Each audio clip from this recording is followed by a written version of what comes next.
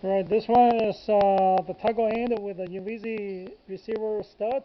So with a little bit of the flexible cable, 7 by 7, 1/8.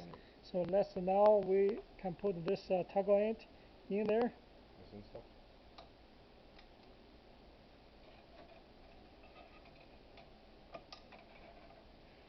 Okay, that work.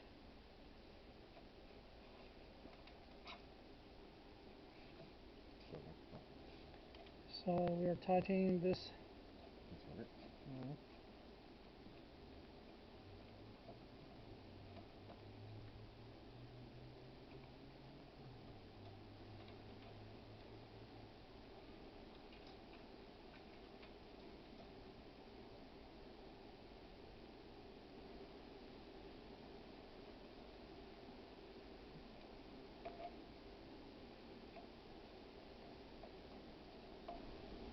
Oh, ready?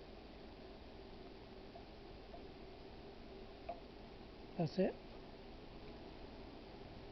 Yes. Hold it again.